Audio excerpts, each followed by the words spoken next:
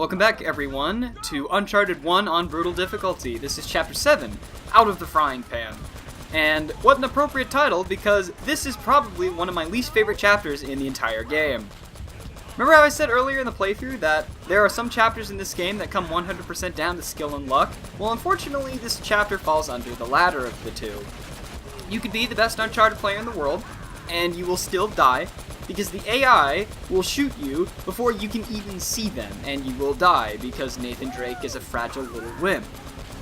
And I wish whoever made this level on this difficulty really playtested this more, because as it stands right now, this is completely stupid. The entire level is just one gigantic dice roll, over and over and over again, until eventually you get one lucky run that manages to get from checkpoint to checkpoint and you survive. The simplest way to describe this level is, if you've ever played Dungeons & Dragons, it's like trying to get laid in that. And for those of you who don't understand that analogy whatsoever, because you have better social lives than I do, let me put it to you like this. Anybody who's ever played Dungeons & Dragons before probably knows exactly what I'm talking about when I say there's always one person in the group or party or whatever who tries to derail the campaign as hard as possible. And the easiest way to do that is to try to have sex with another character, because naturally the DM has to oblige by that, and they have to give roles to it. And the DM will come up with every single possible skill check that they could think of at that moment in time to stop this from happening, because they do not want to have a sex roleplay in the middle of their campaign that they probably spent like 3 days trying to work on and get done and be really good for their PCs to play.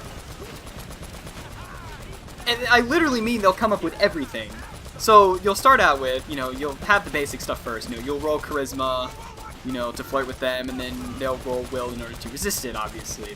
And then you'll do slightly weird checks, like I choose to pick up the girl and bring her back up to my room. It's like, okay, roll strength check. What? Why? Just do it. Okay, roll strength check. Got it. Okay. 17. Okay, you pick up the girl and you bring her back upstairs to your room. You place her on the bed. Do I have to roll for that? Yes, you do. What? Why? You do. Okay. 14. Okay, you place her gently on the bed. Okay, I now take off my clothes. Alright, you take off your clothes. Now roll for her being impressed by your wiener. What? Just do it. And it slowly progresses into these more and more stupid checks that you have to do in order to get through it.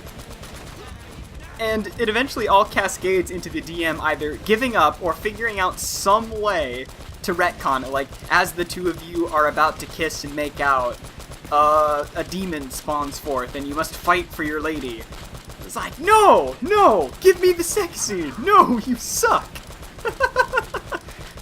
I think my favorite one of all time where that happened was one of my buddies tried doing that. And he made it all the way up to the part where he was about to lean in and kiss the maiden that he had brought up or whatever. And he rolled a 1, unfortunately. And I'm so happy for this, because what happened was the girl that he had taken up to his room transformed into a werewolf that then proceeded to shove him on the ground, and then it bit his dick off. It was the best thing I'd ever seen in any D&D campaign I had ever had the fortune or misfortune of being a part of. But that's your D&D story for the day, because this chapter is really simple. You just gotta get lucky, shoot everything as they come to you. But I'll see you guys next time for Chapter 8. I'll see you then.